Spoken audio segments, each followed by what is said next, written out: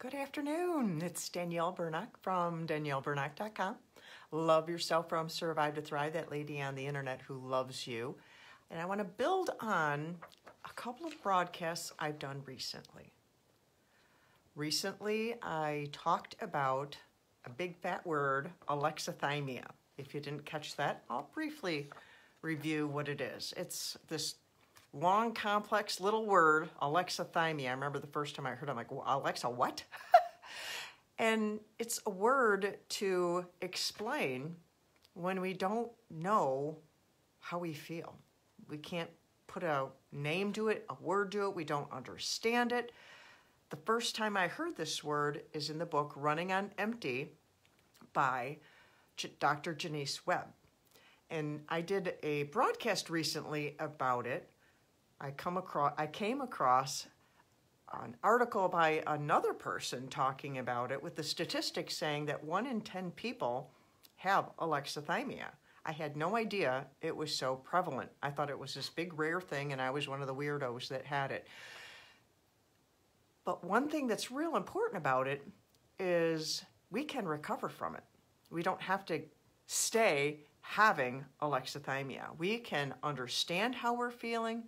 We can learn what to call it. We can expand our emotional range. The other day, I also talked about our emotional range and how children are born with the full range of emotion. And when we put it in that way, a full range of emotion, we understand it. When we call it, what is your emotional range? It sounds like this weird, bizarre thing. And what do I have in my hand? I have a piece of paper with some helpful things on it that I am going to work on and expand also. It's names for feelings.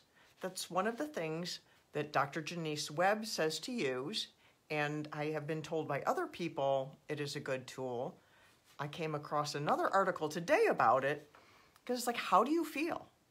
Sometimes we have a hard time putting words to it because how we feel, the words we know are inadequate. They don't reach far enough or deep enough. When I did the broadcast about range of emotion, I talked about when we have shortened our range of emotion due to trying to avoid pain. And we no longer function in the entire range of emotion. We've cut off the extremes of extremely happy and extremely sad because we don't want to be sad. But when we cut off the lower range of emotion, we also cut off the upper range of emotion.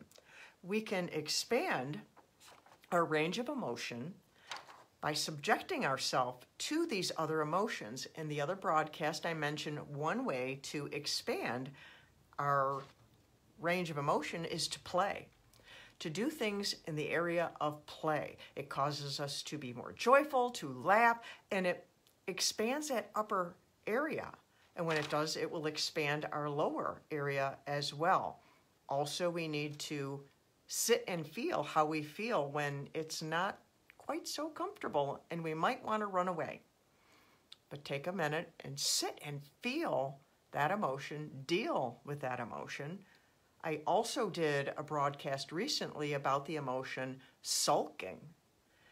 And that's an emotion many people avoid also. But if we sit in it for a minute, we can get rid of it. We can get past it. So I wanted to read a couple on here. I want to make a new listing of these names for feelings. Some of these are very outdated.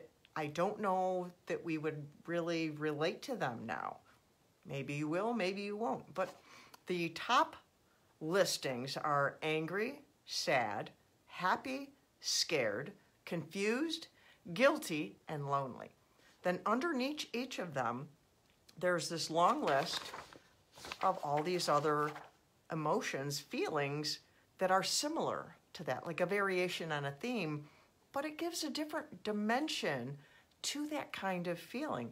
We can be angry, but then maybe perturbed explains it better, or frustrated explains it better, annoyed, or ruffled, bothered, outraged, furious. These convey a different range of that emotion. And understanding these words and looking at them It can help us to expand and understand ourselves, but also other people. It will help us in our relationships. By expanding our range of emotion and understanding of it, we can welcome other people's range of emotion and understand them also. Maybe even help them understand themselves. Under confused, another word for that could be ambivalent, torn, puzzled, perplexed, hesitant. These convey it in a different way. I'm going to be compiling this, and when I get it done, I'll let you know so that you can get a copy and help yourself to expand understanding of yourself, understanding of what you're feeling, and how to convey that, how to communicate that, so that you can get your needs met. You can respond to your emotions in a healthy way so that you can enjoy your life. I want you to do that because I love you. I'm that lady on the internet who loves you. I've been here for, I don't even know how long, since shelter in place back in 2020.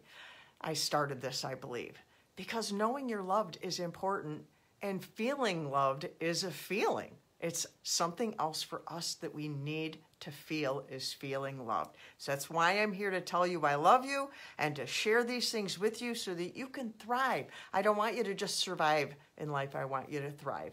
I love you too, Pauline. I love you, Stephen. I love you, all my people. Someone who was here a few minutes ago, I missed you. I've been paying attention to what I'm saying. I don't want to ignore you. I love you. That's why I'm here.